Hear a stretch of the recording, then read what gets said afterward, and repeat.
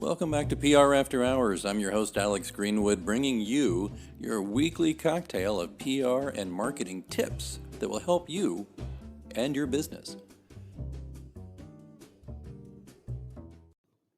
Hey, we'll get right to it after this message.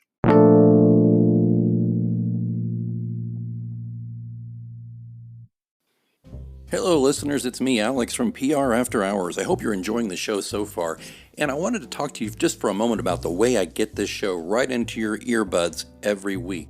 It's because I use Anchor FM. Now, I've told you previously that I've been podcasting since 2006, back when we used stone knives and bear skins and a couple of Dixie cups and string. Anchor FM has really streamlined this and made it simpler for people who don't know the first thing about setting up a podcast or don't have, time to learn all the pro tools and stuff, because it's all right here. First thing it's important to know is it's free. There are certain tools that will allow you to record and edit your podcast right from your phone or computer.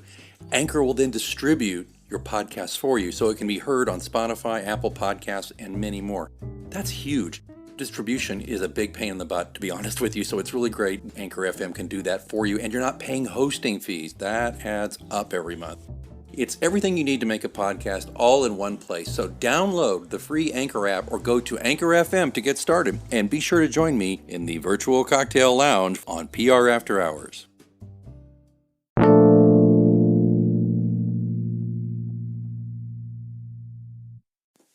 I was interviewed by Startup Missouri magazine recently, and they were asking me questions about what can brands be doing right now amidst the pandemic to not only survive but thrive when everything starts to reopen. And they asked me specifically some questions about online. In fact, the lead of the story, which came out in the April-May edition, really enjoyed talking to the reporter Scott Lauk.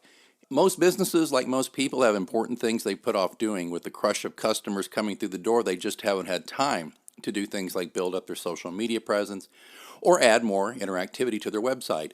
But as the COVID-19 crisis brings in-person commerce to a halt with no end in sight, the time has come.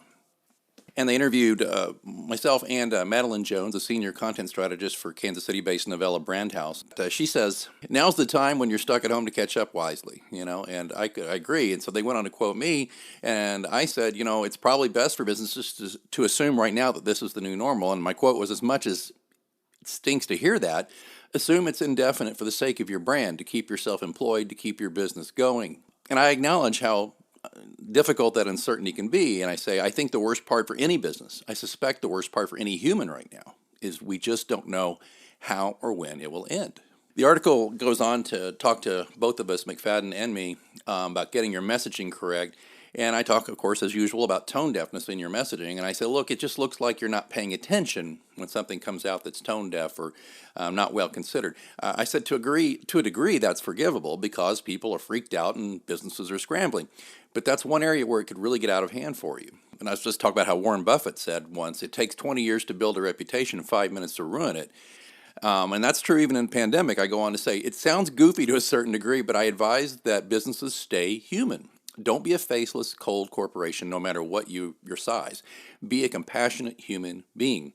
And those efforts to protect your brand can range from taking good care of your workforce to offering to help in the community. I pointed out a number of small liquor distilleries, for example, all over North America, as far as I know, that have switched some of their production to hand sanitizers. I said, that's a good example of aligning your product or service to suit the tone of the crisis and to provide help.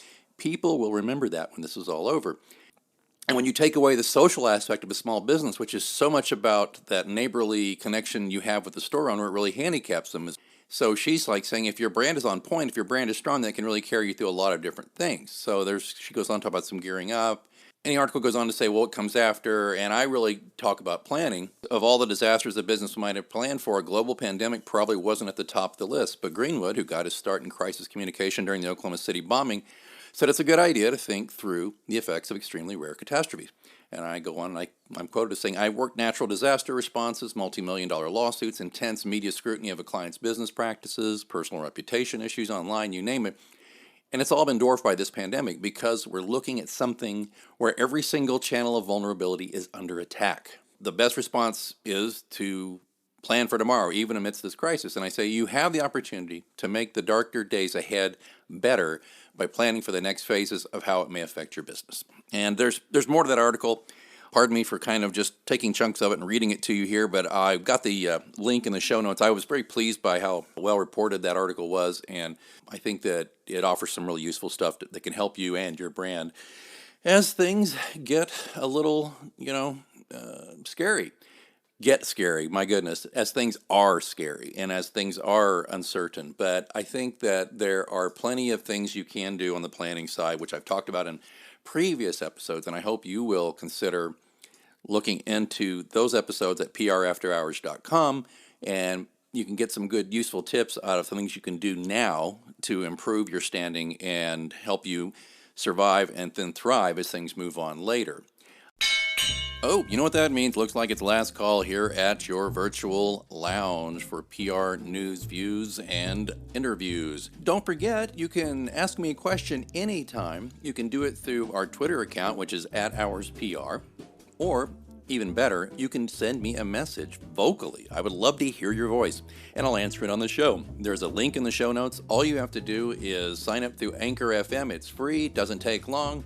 And you record your message, I get the message, I will play your audio, just give me your first name and the city you live in, and then I will answer the question to the best of my ability right here on the show. Don't forget to, if you're enjoying this podcast, you can support it and help increase the frequency and value of the show. Just consider being a sponsor for your brand or your agency or just yourself because you're like, I like this show. Or just drop a few coins in the virtual tip jar. Either way, there's links in the show notes. Please check that out.